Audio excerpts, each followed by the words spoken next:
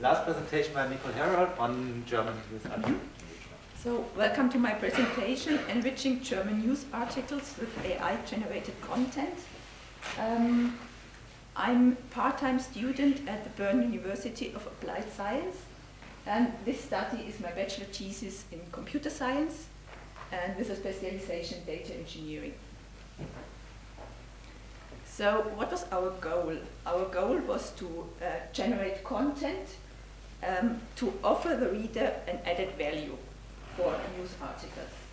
And we investigated two aspects in detail: the generation of summaries and the generation of questions and answers to the articles. So we had data from the Swiss daily newspaper Tages-Anzeiger, which is German, and every day we collected the 50 newest articles and stored them in a database. And finally, at the end, we had about 4,000 articles. And every article had a lot of metadata. So the first step was to analyze this data. And as you can see here on the x-axis, there are the different categories sorted by frequency. So on the left side are the categories with the most articles. And on the y-axis, the average number of words. And for our studies, we detected 5 main categories. This was category International, Swiss Politics, Sonntagszeitung, which is not really a category, it's our own publication, but the articles are published on the Tages-Anzeiger platform, Zürich, and Economy. And for these categories, we want to do abstractive summaries. But first, we did extractive summaries. This means the sentences are taken one-to-one from the original text. And therefore, we implemented a baseline algorithm where we weighted the words in the headlines higher than the other words. So we could calculate a score for each sentence, and for our summaries, we used the highest ranked sentences. We did this for all articles in the database and compared it to other algorithms.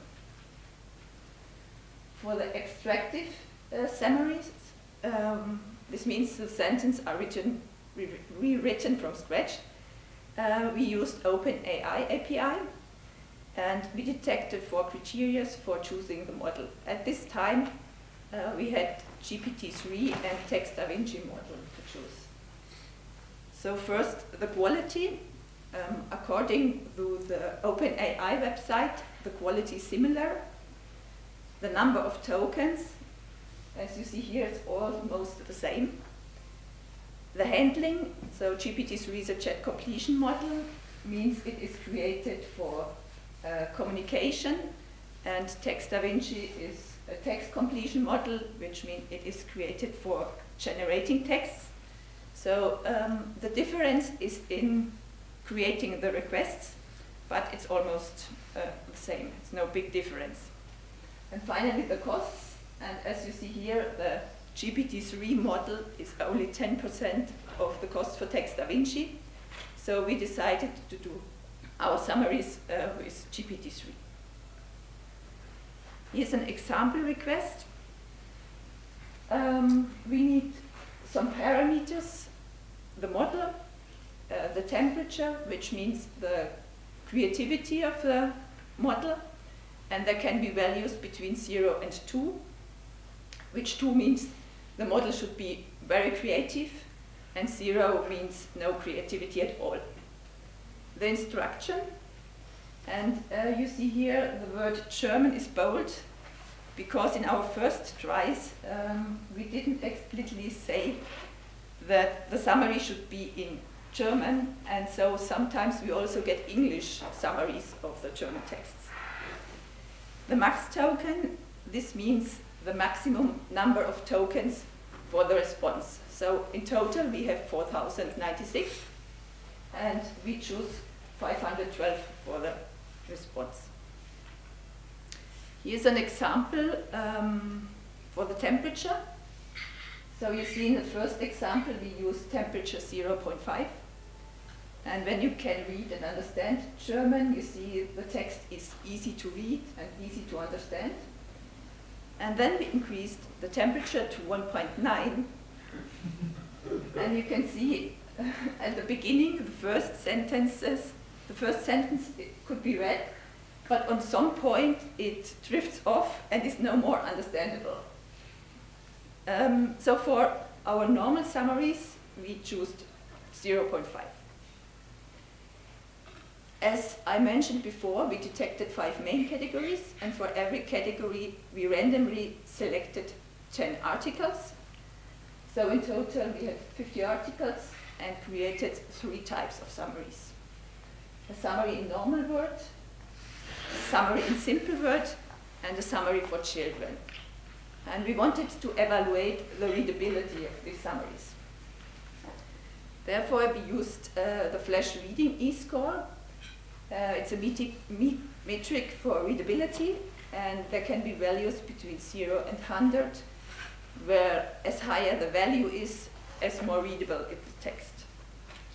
And what we found out, the summaries in simple words were 50% easier to read than the normal summaries, and the summaries for children were 39% easier to read than the normal summaries.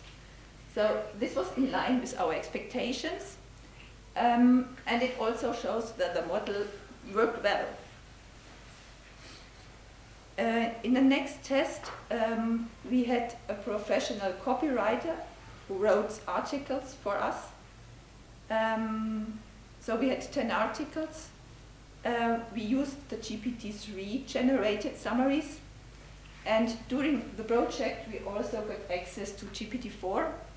So we also could generate GPT-4 summaries, and GPT-4 has about 8,000 tokens, so it has twice as much tokens as GPT-3, and therefore our summaries had normally between 700 and 900 words, and for GPT-3, if the article was too long, we had to take the extractive summaries as input, but for GPT-4 that was not necessary anymore. So we had a professional editor which compared these summaries and rated them, and he did not know where the summaries came from. And what do you think? Who wins? So surprisingly, GPT-3 was higher rated than GPT-4, and both higher rated than the human summaries. So this is just a small test, but it indicates that the generated summaries are really good. In the next test, we created keynotes. This means 3 short sentences that should present the content of the article. And we used these 3 models, and we detected different behavior in the structure of the responses. So GPT-3 always used bullet points, sometimes used bullet points, sometimes numbers, and sometimes none of that. So it was a little bit unreliable. Text-DaVinci always used numbers, and GPT-4 bullet points, and it seems to be the shortest sentences.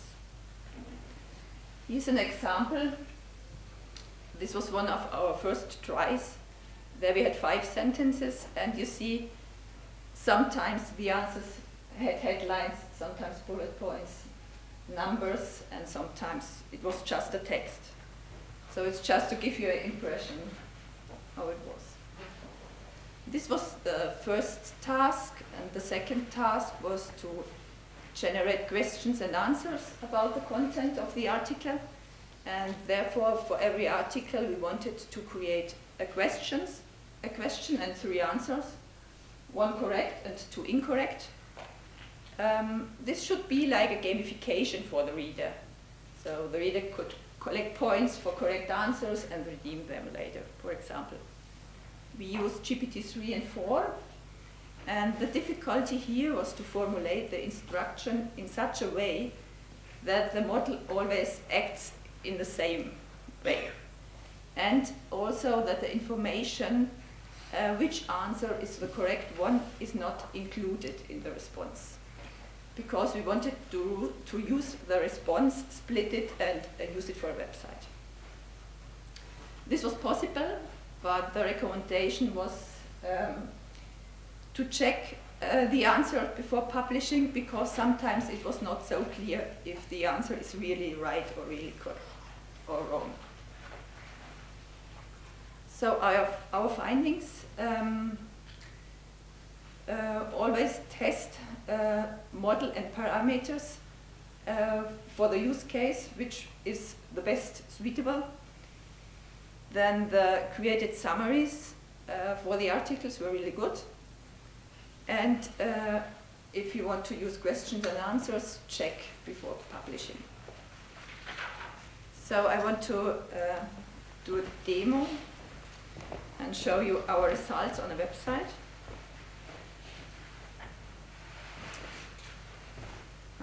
Okay, so you can't see it at the moment. Okay. Doesn't matter.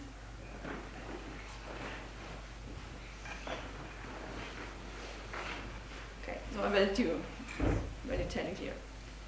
So we created a website where you can find the articles. It's about 20 articles. The first link here is the link to the original article on the Tages-Anzeiger portal. And then we had the original text, which is only the text, the extractive summaries, and in the next line the abstractive summaries. And when you click the button, the text expands. And on the left corner, on the bottom, you have the flash reading e-score, which I mentioned. And as higher it is, as more readable is the text, so you can compare it. The keynotes and the last line are the questions and answers, where you can read the text and click on your answer, and you could check if the answer is correct or not. So try it yourself. Scan the QR code, and would be great if you can give me feedback. Do you think this is a good idea, or what is your impression? And if you have any question, you can ask me now, or I will be here in the afternoon.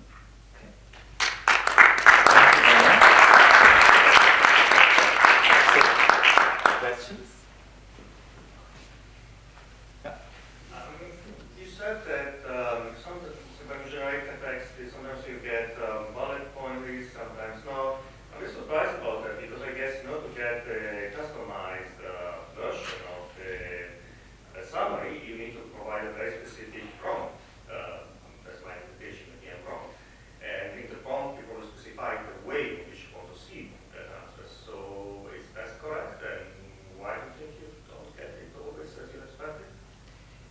So in the prompt is like the instruction for this GPT-3 model. And yeah, I expected, or we expected, always got bullet points when in the instruction we wrote explicitly, Yeah. give it. And it didn't happen. Yeah, it didn't happen.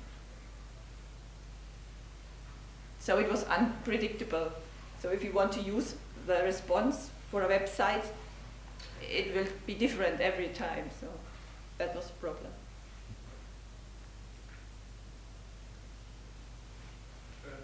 Thanks for your presentation. We know that the quality of the answer of ChatGPT depends on the quality of the prompt. How do you choose which prompt to use to ask your question? And to summarize the text, you ask it in a certain way. How do you choose this way? Do you test a different... Yes, I tested different ways, and I was searching for the best instruction for the prompt. And how did you find a perfect prompt for every type of summary, or each time do you need to choose a different one? Yes, every time we need a different one.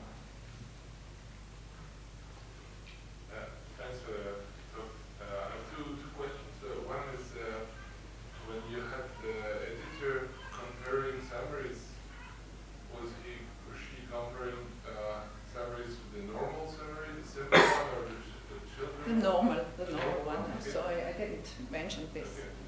And when you compare GPT 3.5 with GPT 4, you said that GPT 4 has a context big enough to put the whole Article. in it. But then you also try to compare GPT 4 with GPT 3.5 by doing the same process, meaning using first the extractive summary and then inputting that into GPT 4 to see if, because for me it suggests that it's actually the extractive summary that Yeah, but normally we don't need the extractive summaries because with 700 to 900 words, it's no problem to use GPT-3 with the original text. It was just if some articles are really large. Oh, so you did only for So, some articles? yes, so some articles, so it's about 90% of the articles were good for GPT-3, so I don't need the extractive summary. So for all, that means for the majority of articles, GPT 3.5 was better than GPT 4 into summarizing according to this editor? Yeah, but it was only a small test, yeah. Okay, thanks. Can you tell me about the rate of hallucination in the output? No. Normally the summaries were good, and the editor also checked if the summary is correct, and he did not detect any summary who was not correct. So. Thank you very much for your presentation. I'm wondering if you could tell us a little more about your choice of temperature. You choose 0.5. From a news perspective, you would expect to have zero creativity. I mean, to be really based on the text. So, was it experimental or was it? It was experimental. Okay. And for example, for the summaries for children, we increased a little bit. I think it was 0.7 or something. Okay.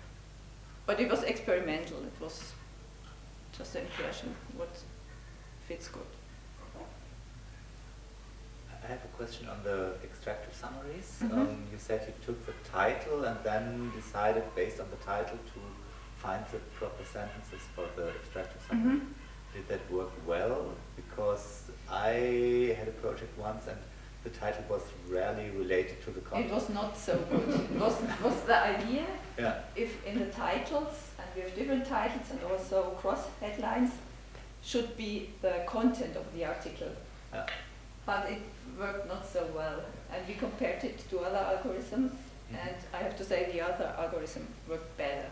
Okay. Yeah. Yeah. I have two questions. Have you tried, the first one, have you tried to use the output of the extractive model in order to give some instructions to ChatGPT to give you summarization? No. Also just for the articles who were too long. If the articles are too long and you don't have an idea, you can't give it all the articles to ChatGPT, so you take the most important parts from this document and... No. We always used the whole article. Okay. And the second one, did you use tested another models from Hugging Face for abstract? No. Just OpenAI. Okay. Any other pressing questions? If not, I think we can close the session. Thank the speaker again.